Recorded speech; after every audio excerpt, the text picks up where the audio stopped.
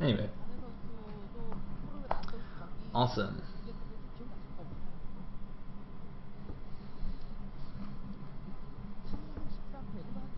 Oh, I see people still talking about XCOM here. I was actually looking into the original XCOM. I was thinking about trying to get it,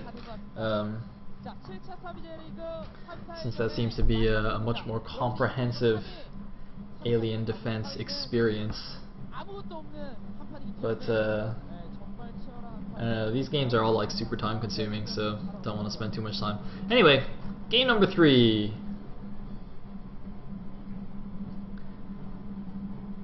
And we will be allying Pusan once again at the bottom right. As the yellow Protoss, we do have Pusan. At the bottom left, as the red Protoss, we do have Sky. Now, this is the right tile set for Wind and Cloud. And looking at the mineral positions, I'm pretty sure it is Wind and Cloud because I don't recognize this formation from any of the other popular maps on this tile set. So yeah, going on the new map that Rose of Dream made just for Sonic and his Star League. He is of course the Mega Gosu map maker that made Master Kespa as well, I believe.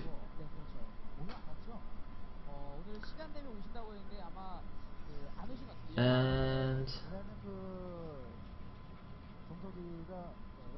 that is an interesting place for your initial pylon. Did I see that right? Did he just place it on the edge of the map there, behind his mineral line? That's interesting in that... Well, actually, where's the ramp on this map? Actually, if the ramp is above his main, then actually that makes a lot of sense. Hold on, let me think. Yeah, I think the ramp is actually up there? His natural's there. Yeah. Okay. Sorry, I'm actually not very familiar with this map. In my defense, in Killer's semifinal match, he had actually never played the map before either, so, you know. if Killer doesn't know the maps, then whatever. Then I don't need to know them either. Ha!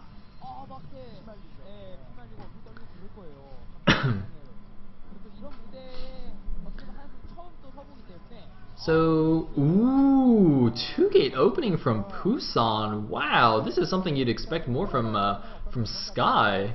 Sky's supposed to be the crazy one here, but Pusan going for a 10-12 gate on a 4-player map with narrow ramps. I mean, anyone who's watched my stream like at all knows that I do not like this kind of move. However, we do see a core first here from Sky, which you would expect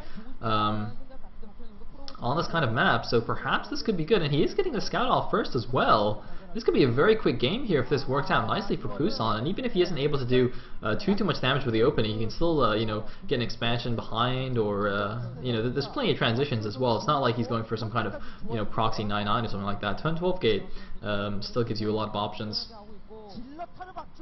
Well, maybe not a lot, but it gives you some options. And well, it looks like, oh, let's keep that probe alive.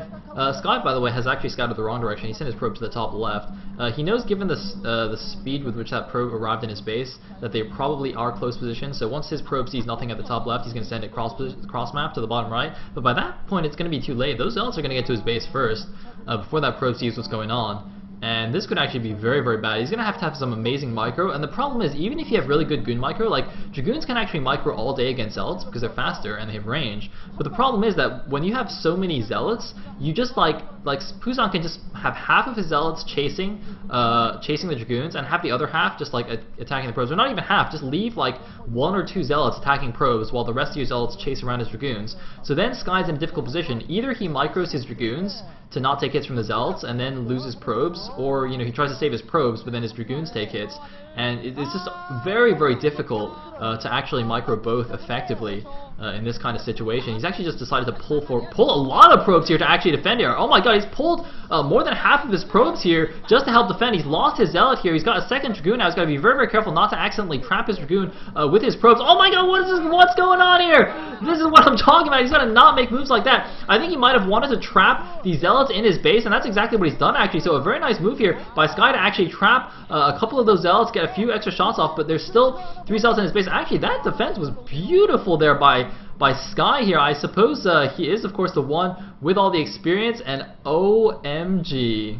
What is this, StarCraft 2? Oh man, this would be horrible because I think Sky actually has this right now. Sky is in a really good position. Oh no. Oh, we're back! Yes, we're back! And I think Pusan is boned because Sky has defended this beautifully. Pusan's actually now getting an expansion. He's getting a forge to cannon up. He's just going to play defensively here, but man, what a great defense here by Sky.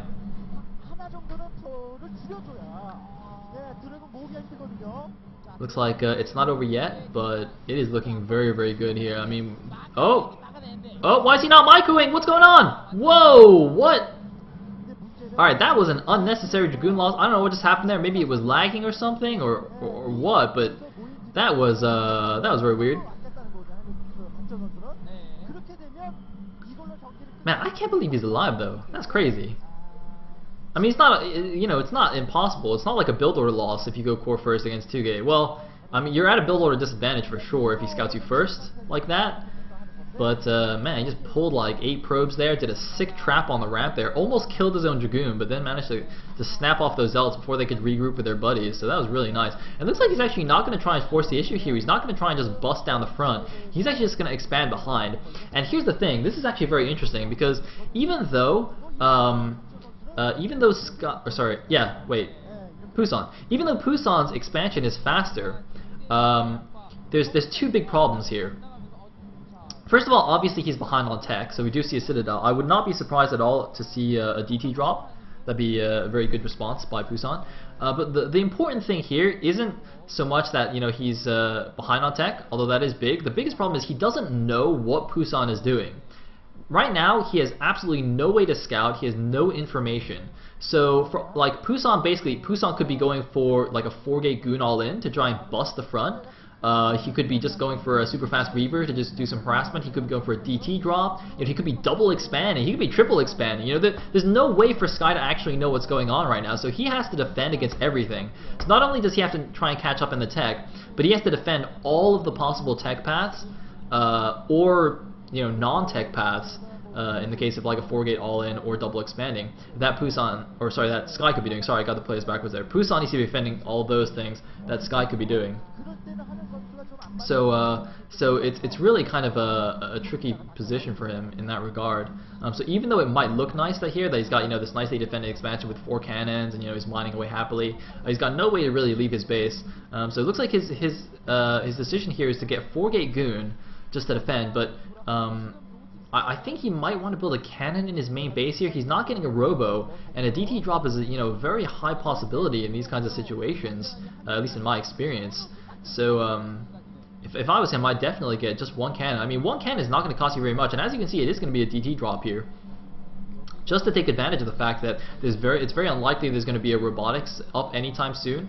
Or not unlikely, but it's literally impossible for there to be a very quick robo out from Pusan because of his openings. So if you go for a DT drop, you can potentially do a lot of damage, if not just win the game outright. Even with 1 cannon in the mineral line there, if you drop 3 or 4 DTs directly on top of the cannon, they'll just kill it anyway. Like, the probes won't be in time. Even if you try and pull the probes to block it, the shuttle can just lift the DTs right on top of it, and you'll get at least a couple in contact, and the cannon actually dies very, very quickly. So with just 1 cannon there, it's a little bit risky. And oh my god, he's actually moving the Dragoons away here. He had them in position to actually snipe the shuttle. That would have been a beautiful move, but he's actually moved them down to the front now. I'm not sure why. And now the DTs are moving in. Can he move them back? Oh, because he wanted to catch those couple of Dragoons that were at the front. But now these DTs can actually drop on top of the cannon. He needs to block this. He needs every single probe to block this perfectly. Is the DT going to get in range? The DT is attacking it. The cannon's not attacking the DT. The cannon in the main goes down. This is exactly why. Oh man, you can't just have the 1 cannon here, or if you do, you need those Dragoons staying at home. The DT drop is going to do massive damage here. There's no detection in the main. I don't think he has a robo anywhere. Is he building a robo somewhere? He's not even building a robo anywhere. He's going to have no mobile detection. He's just going for the all-in counterattack here. He's just going for the base trade, but I don't know how a base trade is going to work, because Sky can just make a couple more DTs right now, and he'll be completely fine at home. I mean, he doesn't care. There's a robo just now going up in the back of the natural here, but so many probes of Sky are actually going down. I mean, the thing is, the natural expansion there is going to be alive because of all those cannons, and when the Obs comes up, I mean, if he's done enough damage, Pusan can still win this. I'm actually not sure Who is going to win this? Still, the DTs in the main doing massive damage. They've killed the single pylon that was powering all the gateways. They can now proceed to kill all the tech, but they cannot touch the natural expansion. Meanwhile, the DTs, though, the defensive DTs doing massive damage to the army, so it looks like even though the natural's gone there, the army cannot actually move into the main. If the army had moved into the main, they could actually just get a lot more probe kills and stuff, and that would have been really, really good for Pusan, but it looks like he is going to be forced to retreat now with the rest of his army. I think Sky is still in a very good position because he's going to keep all of his infrastructure alive in his main, whereas Pusan, even though he's keeping this natural alive, he's going to lose all of his gateways, all of the tech, cybernetics core, the forge, and actually I'm not sure if he might, that Nexus, I don't know if the DTs actually have time to kill that. It looks like they've just gone back to kill it now, but that would be very interesting if they actually don't manage to kill it. If they kill it, then I think Sky's in a good position. If they don't kill it, that'd be very, very interesting. I'm pretty sure they will get it though. It's getting fairly low now. Yeah, I don't see an OBS anywhere yet. So yeah, so they're definitely gonna get that Nexus. Might save Pusan a couple of gateways though. All that time they spent, but it looks like they're coming back to kill off a few more things, trying to figure out exactly what's the best thing to kill now. Looks like they're going after the cybernetics core. I don't think they'll actually have time to get that though. The OBS should be out now. Yeah, there's the OBS. So they don't actually have time to get the core, but managed to kill the Nexus, killed most of the gateways. There are only 2 gateways left. And there is the Nexus going back up. So this is actually very, very crazy. Looks like a random probe running around, just make sure there's no hidden expansions. That's actually another thing you have to be careful of. So in this kind of situation, for Pusan, because he's lost a lot of his infrastructure, he can't actually spend his money. So even though he's mining a lot from that one natural expansion, oh, hold that thought, looks like he might get a couple of free Dragoons here. They have to run back to the safety of the cannons. Oh, he loses the Observer as well, actually. So a bit of an expensive loss there. He is only on 1 gas now, so you don't want to be losing Observers. But the thing is, when you lose all those gateways, right, you have all the income still, but you've lost all your production capabilities. So you tend to, when you're in Pusan's position, you tend to bank a lot of money, and that's not your fault. It's not, bad macro. It's just because you don't actually have the capability to spend it. So a lot of times what happens is a player in Pusan's position will actually get a hidden expansion just because they have the extra minerals floating and they can't actually do anything with it. So they'll just throw down a Nexus somewhere. And that will also help them get back into the game as well if it's not scouted. So I really like Sky's move here to just check all those bases, make sure nothing like that is going on. You can see on the minimap that he has now basically checked all of the possible locations of a hidden expansion. High Templar looks like they are out now. As I said, Sky, since he was able to save his main base, kept all of his infrastructure, all of his tech. Whereas, Pusan was already behind in tech, so he didn't lose any important tech structures. But he did lose all those gateways, and obviously the main Nexus, which is just now back up. Looks like getting something presumably +1 from that forge. Just now getting his Templar archives. Now these Templar on the shuttle, this could be very interesting. So Pusan could kind of do a fake attack at the front, and then just use that as a distraction to storm drop somewhere. Presumably that's why he's bringing the shuttle as well. I don't think he'd want to invest in an attack on the front here because there's 4 cannons there. That's quite difficult to really do anything against, even if you do have the army advantage. And it looks like indeed it was just a bit of a distraction here, but Pusan rather is not going to fall for it. But apparently you can drop High Templar behind the cliff there. Oh my God, a little trick on Wind and Cloud. I had no idea you can do that. Wow. This is actually the second time I've seen something like this, by the way. If anyone has watched Zeke versus Dr. K on, not Dr. K, Dr. K versus Michael in the first game of Team Foreigner All Stars versus was it GSP? Something similar can actually be done on La Mancha, I believe, where you can drop behind the natural cliff. But man, this is really crazy. I had no idea this was possible on Wind and Cloud. That is really horrible. For the defending player. At least as a Protoss, you can just stick a couple of goons and an observer back there, which you'd probably be doing anyway to spot on the high ground. But just imagine if you were Zerg, that's just obnoxious there. Zerg or a Terran, just a pain in the butt. Anyway, it's quite interesting. By the way, there's something, there's a yellow dot sneaking up the left side of the map. I don't actually know what that is.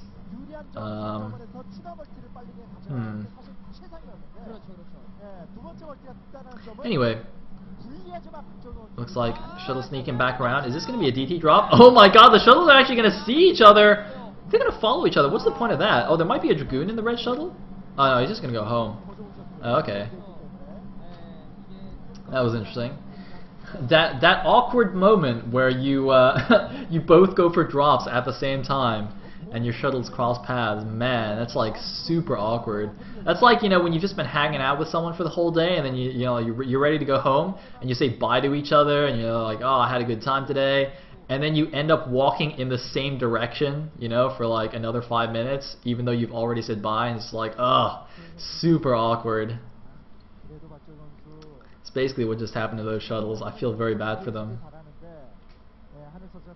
Anyway, so it looks like Sky keeping on the pressure here, keeping Pusan back in his base. Pusan got a pretty scary force now, though. A lot of High Templar, a lot of speed lots.